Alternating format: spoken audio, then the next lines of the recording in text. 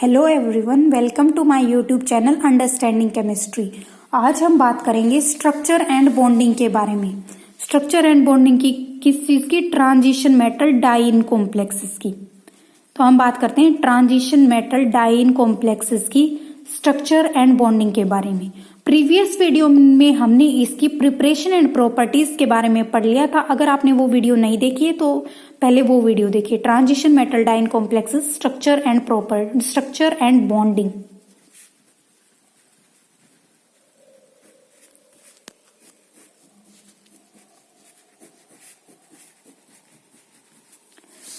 पहले हम structure and bonding पढ़ने के लिए एग्जांपल ले लेते हैं। हमारा आयरन वाला कॉम्प्लेक्स ले लेते हैं, FeCO3 η4C4H6। ये है हमारा ट्रांजिशन मेटल डाइइन कॉम्प्लेक्सेस का एग्जांपल। डाइइन हम क्या लेते हैं यहाँ पे? 1,3-ब्यूटाडाइन का सिस आइसोमर लेते हैं इसके अंदर, इन कॉम्प्लेक्सेस के अंदर। अब हम बात करते हैं इसकी स्ट्रक्चर की। तो पहले हम ड्रॉ कर लेते हैं डाइइन की स्ट्रक्चर।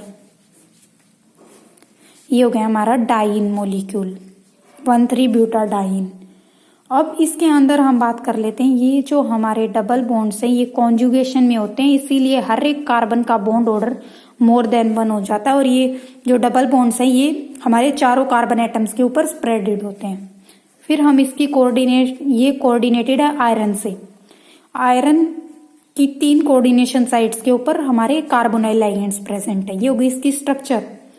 अब जो हमारी ये CH 2 कार्बन एटम्स हैं, जो हमारे कार्बन एटम्स है 1,3-ब्यूटाडाइन की, वो एक दूसरे से इक्विडिस्टेंट है। तब ये 1.45 एंगस्ट्रोम है इन दोनों कार्बन्स की डिस्टेंस, इनकी भी 1.45 एंगस्ट्रोम और इनकी भी 1.45 एंगस्ट्रोम। तो जो लाइगेंड 1,3-ब्यूटाडाइन है ये हमारा सिस कॉन्फ़िगरेशन के अंदर हो, सिस कॉन्फ़िगरेशन शो करेगा। ये हमने देख लिया था जब इसकी स्टार्टिंग में इंट्रोडक्शन पढ़ा था तब। और जो ये चारों कार्बन एटम्स हैं इनका प्लेन पैरेलल रहेगा, कार्बोनाइल ग्रुप के नियरली पैरेलल रहेगा। जो हमने आयरन से 3 कार्बोनाइल ग्रुप भी तो कोऑर्डिनेटेड है, तो इन चारों कार्बन एटम्स का प्लेन और इन 3 कार्बोनाइल ग्रुप्स का प्लेन नियरली पैरेलल रहेगा। जो Fe एटम है हमारा ये चारों कार्बन एटम से इक्विडिस्टेंट रहेगा। जो डाइइन ग्रुप है हमारा, इसके 4 कार्बन एटम्स है, चारों से जो हमारा आयरन एटम है वो इक्विडिस्टेंट होगा। और इनकी CC जो बॉन्ड की लेंथ है वो भी इक्वल है 1.45 एंगस्ट्रोम। तो इन चीजों से हमें क्या पता चलता है कि ये हमारा पाई कॉम्प्लेक्स है, ना कि सिग्मा कॉम्प्लेक्स, क्योंकि हमारा जो आयरन है वो इक्विडिस्टेंट है चारों कार्बन एटम से, और जो CC बॉन्ड लेंथ है चारों कार्बन के बीच वो भी सेम है। तो जो हमारा 1,3-ब्यूटाडाइन है वो एक प्लेनर मॉलिक्यूल हो गया। और हर एक कार्बन एटम हमारा sp हाइब्रिडाइज्ड है, क्योंकि हर एक कार्बन का bond order more than 1 but less than 2 है। तो यहाँ पे जो 1,3-ब्यूटाडाइन है ये हो गई इसकी स्ट्रक्चर की बात। अब हम इसकी बॉन्डिंग देखते हैं। उसके लिए हम पहले देखते हैं हमारी 1,3-ब्यूटाडाइन के अंदर कार्बन की हाइब्रिडाइजेशन। तो पहले हम 1,3-ब्यूटाडाइन की बात करें, इसके एटॉमिक एंड मॉलिक्यूलर ऑर्बिटल्स की स्टडी करते हैं हम पहले। बाद में ट्रांजिशन मेटल के बारे में डिस्कस करेंगे, फिर कैसे इनके अंदर बॉन्ड्स की फॉर्मेशन होती है वो देखेंगे। तो जो हमारा 1,3-ब्यूटाडाइन है इसके चारों कार्बन एटम्स sp2 हाइब्रिडाइज्ड हैं। तो जो वैलेंस सेल इलेक्ट्रॉनिक कॉन्फ़िगरेशन होगा वो हो गया हमारा 2s1 2p3 px py pz। तो ये जो हमारे sp2 ऑर्बिटल हैं ये तो गए sp2 हाइब्रिडाइजेशन के अंदर इन्वॉल्व। जो हमारा pz है ये बच गया हमारा एक अनहाइब्रिडाइज्ड ऑर्बिटल। तो जो हर एक कार्बन एटम है ना ये 3 तो सिग्मा बॉन्ड बनाएगा, इसके 3 सिंगली ऑक्यूपाइड जो sp2 हाइब्रिड ऑर्बिटल है sp2, तो ये 3 सिग्मा बॉन्ड्स की फॉर्मेशन करेगा। और ये जो हमारा 2pz एटॉमिक ऑर्बिटल रह गया ये अनयूज्ड रहेगा हर एक कार्बन के ऊपर, और यही जो हमारा ऑर्बिटल है ये परपेंडिकुलर रहेगा मोलिकुलर प्लेन की। जैसे हम ड्रॉ करें तो ये हो गए हमारे चारों कार्बन एटम्स। एक सिग्मा बॉन्ड तो इनका, ये कार्बन का एक सिग्मा बॉन्ड ये हो गया, 2 सिग्मा बॉन्ड्स की फॉर्मेशन ये हाइड्रोजन के साथ में करेगा। जो हमारे टर्मिनल कार्बन है दोनों वो एक एक बॉन्ड तो कार्बन के साथ, नेबरिंग कार्बन के साथ, और 2 सिग्मा बॉन्ड्स हाइड्रोजन के साथ बनाएंगे। जबकि जो हमारे मिडल वाले कार्बन है ये एक एक सिग्मा बॉन्ड तो हाइड्रोजन के साथ और दो सिग्मा बॉन्ड कार्बन के साथ बनाएंगे। और जो इनके ऊपर 2pz ऑर्बिटल अनयूज्ड रह गया, अनहाइब्रिडाइज्ड रह गया, वो चारों कार्बन के ऊपर प्रेजेंट होगा। इसके अंदर सिर्फ हमारा एक इलेक्ट्रॉन प्रेजेंट है और ये परपेंडिकुलर है मॉलिक्यूलर प्लेन के। ये इसका 2pz एटॉमिक ऑर्बिटल है चारों कार्बन एटम्स के ऊपर, जो कि हमारा अनयूज्ड है। अब ये जो चारों पैरेलल, ये सिंगली ऑक्यूपाइड है, ये आपस में तो पैरेलल हैं पर इस मॉलिक्यूल के मॉलिक्यूलर प्लेन के परपेंडिकुलर हैं। तो ये जो चारों आपस में पैरेलल 2pz एटॉमिक ऑर्बिटल हैं, इनके अंदर होगा हमारा लीनियर कॉम्बिनेशन और 4 पाई मॉलिक्यूलर ऑर्बिटल की फॉर्मेशन होगी। हम देखें, ये हो गए हमारे 1 2 3 4, चारों हमारे 2pz ऑर्बिटल हैं, चारों कार्बन एटम्स की सिंगली ऑक्यूपाइड हैं। तो ये हमारे बनाएंगे 4 पाई मॉलिक्यूलर ऑर्बिटल्स की फॉर्मेशन करेंगे। इनको हम डिनोट कर देते हैं psi1, psi2, psi3, psi4 से। तो जो psi3 और psi4 हैं वो तो है हमारे एंटी बॉन्डिंग मॉलिक्यूलर ऑर्बिटल्स, और जो psi1 और psi2 हैं वो है हमारे बॉन्डिंग मॉलिक्यूलर ऑर्बिटल्स। ये psi1, psi2, psi3, psi4 ये हमारे जो कार्बन के एटॉमिक ऑर्बिटल है 2pz जो कि अनयूज्ड है, उसके लीनियर कॉम्बिनेशन से इनकी फॉर्मेशन हो रही है। कहीं आप लोग ये समझो कि ये हमने तो 2pz लिया था, तो ये psi1, psi2, psi3 कहाँ से आ गए? तो ये हमारे जो 2pz है इसके अंदर सिंगली ऑक्यूपाइड है ये, और अनहाइब्रिडाइज्ड ऑर्बिटल है, हर एक कार्बन के ऊपर प्रेजेंट है, मॉलिक्यूलर प्लेन के परपेंडिकुलर है। ये वाले जो 4 एटॉमिक ऑर्बिटल है ना 2pz हर एक कार्बन के, ये आपस में linear combination LCAO linear combination होगा एटॉमिक ऑर्बिटल का, तो हमारे पास मॉलिक्यूलर ऑर्बिटल्स की फॉर्मेशन हो रही है। इसीलिए हमारे पास ये 4 मॉलिक्यूलर ऑर्बिटल बन रहे हैं, psi1, psi2, psi3 and psi4। psi1 और psi2 हैं ये हमारे बॉन्डिंग मॉलिक्यूलर ऑर्बिटल हैं, psi3 और psi4 हमारे एंटी बॉन्डिंग मॉलिक्यूलर ऑर्बिटल हैं। तो हमारे पास 4 इलेक्ट्रॉन्स हैं, तो जो हमारे बॉन्डिंग ऑर्बिटल्स हैं वो फुल्ली फिल्ड हैं, और जो हमारे एंटी बॉन्डिंग मॉलिक्यूलर ऑर्बिटल है वो वैकेंट है। तो ये हो गया एमओ डायग्राम हमारा किसका? ब्यूटाडाइन मॉलिक्यूल का।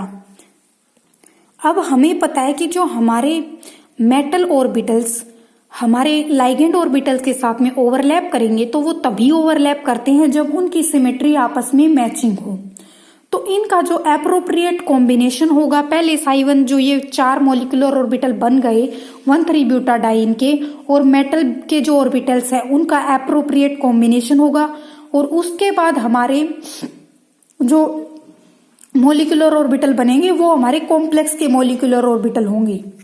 जैसे हम अब बात करें कि हमारे मेटल के ऑर्बिटल्स और हमारे लाइगेंड के ऑर्बिटल्स को हम शो करते हैं कि कैसे इनकी फॉर्मेशन हो रही है। तो पहले हम बात करते हैं हमारे लाइगेंड के ऑर्बिटल्स की। तो हमारे लाइगेंड के 4 ऑर्बिटल्स बने, तो पहले चारों एक बार ड्रॉ कर लेते हैं सिंपली, फिर हम देखेंगे कि इनमें डिफरेंस क्या क्या है।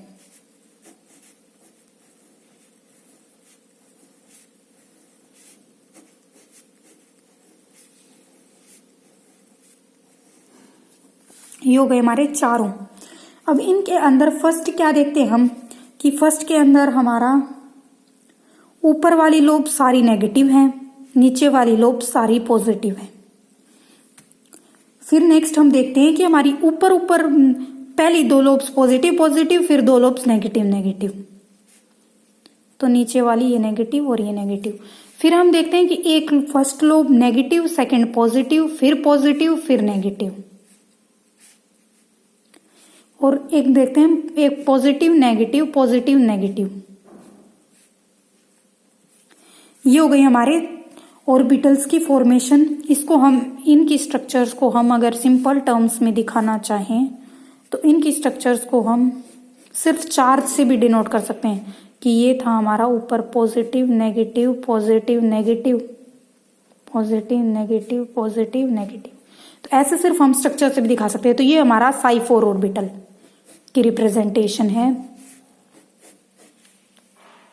फिर यहाँ पे negative positive positive negative positive negative negative positive. ऐसे हम सिंपली इन डायग्राम्स की टर्म में भी इनको डेनोट कर सकते हैं। ये तो हमने पीजेड ऑर्बिटल शो किया है, यहाँ पे सिर्फ हम चार्ज की हेल्प से शो करने हैं इनको, चारों कार्बन एटम्स के पीजेड ऑर्बिटल्स को। तो ये हो गया हमारा psi1, psi2, psi3 and psi4। तो ये जो ऑर्बिटल्स हो गए हमारे, इनको हम मतलब डायरेक्ट ऐसे भी लिख सकते हैं। ये हमारा हो गया इधर, ये दोनों पॉजिटिव पॉजिटिव हैं, तो सिर्फ इसको सिंपली ऐसे पॉजिटिव और इसको सिंपली ऐसे नेगेटिव, और यहाँ पे ऊपर नेगेटिव है तो सिंपल दोनों को कंबाइन करके ऐसे भी दिखा सकते हैं इन साइड्स के ऊपर। और ऐसे ही इस केस में कर सकते हैं कि नीचे हमारा सिर्फ पॉजिटिव पॉजिटिव आ रहा है और ऊपर हमारा सिर्फ नेगेटिव नेगेटिव आ रहा है, ऐसे भी शो कर सकते हैं हम इनको। और यहाँ पे इसमें बीच में सिर्फ पॉजिटिव है, नीचे सिर्फ नेगेटिव है, तो ऐसे भी दिखा सकते हैं, इसको कंबाइन करके दिखा देते हैं। दो कार्बन एटम्स का जो नेबरिंग कार्बन एटम्स है अगर उनका सेम है तो हम इनको कंबाइन करके भी दिखा सकते हैं। ठीक है, अब हम बात करते हैं, ये तो हो गए हमारे ऑर्बिटल्स, पाई मोलिकुलर ऑर्बिटल्स लाइगेंड के, मतलब 1,3 ब्यूटाडाइन के। अब हम देखते हैं मेटल के, और जिनकी सिमेट्री इनके मैचिंग है। तो हमारी जो psi1 की सिमेट्री है ना, वो मेटल के s ऑर्बिटल की है, मेटल के pz ऑर्बिटल की है, और dz स्क्वायर ऑर्बिटल की है। ये हो गया हमारा dz स्क्वायर। यहाँ पे हम क्या बना रहे हैं, atomic orbitals of metal atom. और मेटल के कौन से, जिनकी मैचिंग सिमेट्री है, मतलब psi1 के मैचिंग सिमेट्री मेटल के s ऑर्बिटल की है, pz की है, dz स्क्वायर की है। फिर psi2 के मैचिंग सिमेट्री हमारी px की है और dxz की है, dxz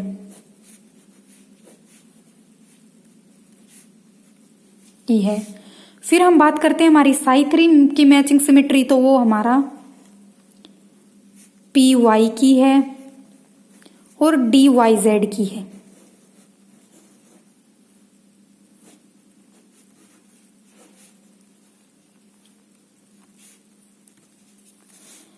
फिर हम बात करें psi4 के मैचिंग सिमेट्री, तो हमारा एक ऑर्बिटल रह गया dxy, उसकी है dxy, x plane y plane. ये हो गए हमारे मैचिंग सिमेट्री के ऑर्बिटल्स मेटल के। मतलब s सिमेट्री यहाँ पे बहुत इंपॉर्टेंट फैक्टर है और बहुत इंपॉर्टेंट रोल प्ले करती है। तो psi1 के मैचिंग सिमेट्री है s pz dz स्क्वायर की, psi2 के मैचिंग सिमेट्री है px dxz की, psi3 के मैचिंग सिमेट्री है py dyz की, और psi4 के मैचिंग सिमेट्री है dxy की। अब हम देखते हैं कि इनके अंदर बॉन्डिंग कैसे होती है। तो जो हमारे ब्यूटाडाइन लिया हमने, अब psi1 और psi2 जो है हमारे, ये फील्ड बॉन्डिंग मॉलिक्यूलर ऑर्बिटल हैं और ये फील्ड है पूरी तरह से। तो ये जो psi1 और psi2 है ना, ये सिग्मा और पाई बॉन्ड की फॉर्मेशन करेंगे मेटल के साथ में। तो यहाँ पे जो बॉन्ड की फॉर्मेशन होगी ना, अब हम देखते हैं कि ये क्या लिया था हमने, कि जो हमारा psi1 एंड psi2 है ये मेटल के साथ में बॉन्ड की फॉर्मेशन करेंगे। और किस चीज की फॉर्मेशन होगी, ब्यूटाडाइन से इलेक्ट्रॉन्स का ट्रांसफर होगा मेटल के पास, और सिग्मा और पाई बॉन्ड की फॉर्मेशन होगी यहाँ पे। अब जो मेटल के psi3 मतलब नहीं, लाइगेंड के psi3 और psi4 हैं, ये तो हमारे फील्ड थे, जबकि जो हमारे psi3 और psi4 है ये तो वैकेंट है। तो ये इन्वॉल्व होंगे, हमारे मेटल से इलेक्ट्रॉन का ट्रांसफर होगा ब्यूटाडाइन के अंदर, और यहाँ पे पाई और डेल बॉन्ड की फॉर्मेशन होगी, पाई और डेल बॉन्ड। और यहाँ पे होगी हमारी बैक बॉन्डिंग, क्योंकि जनरली हमारे इलेक्ट्रॉन्स ट्रांसफर होते हैं लाइगेंड से मेटल के पास, पर यहाँ पे मेटल से लाइगेंड के पास हो रही है, इसलिए हम इसको बैक बॉन्डिंग बोलते हैं। तो जो बॉन्डिंग और है मेटल और लाइगेंड के बीच में, उसकी हम स्ट्रक्चर को कैसे दिखा सकते हैं, 3 टाइप से दिखा सकते हैं। जैसे एक टाइप तो ये हो गया कि ये मेटल के साथ में ऐसे बॉन्डेड है। अगर डोनेशन हो रही है हमारी psi2 से मेटल के ऑर्बिटल्स के अंदर, वो इंपॉर्टेंट है। डोनेशन हमारी psi1 और psi2 से तो मेटल के ऑर्बिटल के अंदर होती है, और मेटल के ऑर्बिटल से psi3 और psi4 के अंदर होती है। तो हमारी ये स्ट्रक्चर कब होगी, जब हमारी psi2 से मेटल के अंदर इलेक्ट्रॉन ट्रांसफर हो रहे हैं, ये इंपॉर्टेंट है। फिर हम दिखाते हैं हमारी दूसरी स्ट्रक्चर। तो ये स्ट्रक्चर कब होगी हमारी, जब हमारी इंटरेक्शन Psi3 की इंटरेक्शन मेटल के साथ में जो है वो इंपॉर्टेंट हो। और ये वाली स्ट्रक्चर हम तब शो करते हैं जब हमारी Psi1 से मेटल के अंदर जो Psi1 से मेटल के पास जो इलेक्ट्रॉन ट्रांसफर हो रहे हैं वो इंपॉर्टेंट हो तब। तो हमारे पास 3 टाइप की स्ट्रक्चर हो गई A B C। फर्स्ट जब हमारी Psi2 से मेटल की जो इंटरेक्शन हो रही है वो इंपॉर्टेंट हो, सेकंड जब Psi3 के साथ मेटल की जो इंटरेक्शन हो रही है वो इंपॉर्टेंट हो, और फर्स्ट जो लास्ट है वो हमारी जब Psi1 की इंटरेक्शन मेटल के साथ हो रही है और वो इंपॉर्टेंट हो तब। अब जो हमने एग्जाम्पल देखा कि हमारा आयरन वाला कॉम्प्लेक्स था, तो इसके अंदर हमने देखा था कि जो CC बॉन्ड है सारी वो इक्वल है 1.45 एंगस्ट्रॉम की है, और जो हमारा आयरन है उसकी डिस्टेंस भी चारों कार्बन एटम से सेम है। तो इस एग्जाम्पल के केस में जो हमारी स्ट्रक्चर C है ना वो इंपॉर्टेंट हो जाती है, वो इसकी क्लोज होती है कि हमारा जो ब्यूटाडाइन का पाई इलेक्ट्रॉन क्लाउड है वो चारों कार्बन एटम्स के ऊपर डीलोकलाइज्ड है। जबकि जो हमारी बी वाली स्ट्रक्चर वो ये इंडिकेट कर रही है कि हमारा C2 और C3 की डिस्टेंस जो है वो कम है C3 और C4 से। मतलब C2 और C3 के बीच की जो डिस्टेंस है वो दोनों जो डिस्टेंस हो गई C1 C2, मतलब 4 कार्बन हो गए यहाँ पे C1 C2 C3 C4। तो ये जो डिस्टेंस है ना इन दोनों डिस्टेंस से कम है, ये शो हो रहा है हमारी स्ट्रक्चर 2 के अंदर। फिर जो हमारी C1 और C2 C3 और C4 डिस्टेंस है वो इससे ज्यादा लंबी है। तो जो हम बात करें इसके लिए हम एग्जाम्पल देखें तो इस केस में हम ले लेते हैं जिरकोनियम का एग्जाम्पल। 6 से 7 में साइक्लोपेंटाडाइनाइल के 2 मॉलिक्यूल्स कोऑर्डिनेटेड हैं और यहाँ पे eta 4 कोऑर्डिनेटेड हमारा C4H4। इस एग्जाम्पल के केस में हम सेकेंड स्ट्रक्चर से इस एग्जाम्पल को शो कर सकते हैं। और जो फिर इस स्ट्रक्चर से हमें और क्या शो रहा है कि ये मेटल एटम है ना ये भी C2 और C3 से ज्यादा डिस्टेंस के ऊपर है और C1 और C4 से इसकी डिस्टेंस कम है। तो हमारा इस एग्जाम्पल में जो जिरकोनियम है ना वो जिरकोनियम C2 और C3 से ज्यादा दूर है और C1 और C4 के पास में है। तो इस एग्जाम्पल के अंदर मेन जो कंट्रीब्यूशन होगा वो हमारी बी वाली स्ट्रक्चर का होगा। ठीक है, ऐसे हमने पढ़ ली इसकी स्ट्रक्चर एंड बॉन्डिंग। स्ट्रक्चर के अंदर हमने देखे हैं इनके अंदर कैसे मेटल के ऑर्बिटल्स होंगे, फिर कैसे हमारे 1,3 ब्यूटाडाइन की हाइब्रिडाइजेशन, उसके अंदर वैलेंस सेल इलेक्ट्रॉनिक कॉन्फ़िगरेशन क्या होगा, फिर कैसे कैसे उसके अंदर हाइब्रिडाइजेशन होगी, कैसे 4 हमारे मॉलिक्यूलर ऑर्बिटल्स बनेंगे Psi1 Psi2 Psi3 Psi4, फिर उनकी मेटल के साथ में मैचिंग सिमेट्री। फिर हमने देखा है कि कैसे बॉन्ड्स की फॉर्मेशन होगी कि जो हमारे फील्ड पाई मॉलिक्यूलर ऑर्बिटल है Psi1 Psi2 वो मेटल के साथ में सिग्मा और पाई बॉन्ड की फॉर्मेशन करेंगे, और जो वैकेंट Psi3 और Psi4 ऑर्बिटल्स हैं वो मेटल के साथ में पाई बॉन्ड डेल बॉन्ड और या फिर बैक बॉन्ड की फॉर्मेशन करेंगे। फिर हमने देखी कि मेटल के साथ में 1,3 ब्यूटाडाइन की बॉन्डिंग 3 वेज में हो सकती है। जब हमारे पास जो कंट्रीब्यूशन है ओवरलैपिंग का या फिर जो डोनेशन है वो इंपॉर्टेंट होती है, तब उसके बेसिस पे हमने इसकी 3 स्ट्रक्चर बनाई। फिर हमने 2 एग्जाम्पल्स लिए, एक आयरन का कॉम्प्लेक्स लिया और एक जिरकोनियम का कॉम्प्लेक्स लिया। फिर उनकी स्ट्रक्चर हमने जो 3 स्ट्रक्चर्स लिए हैं उनमें किसके साथ ज्यादा रिजेंबल करती है वो देखा। अगर आपको इसकी स्ट्रक्चर और इसकी बॉन्डिंग के अंदर कोई भी डाउट है तो आप कमेंट सेक्शन में पूछ सकते हैं, और इससे पहले इसकी जो प्रिपरेशन है प्रॉपर्टीज वाली वीडियो है वो जरूर देखें, उसका लिंक आपको डिस्क्रिप्शन बॉक्स में मिल जाएगा। Thank you so much.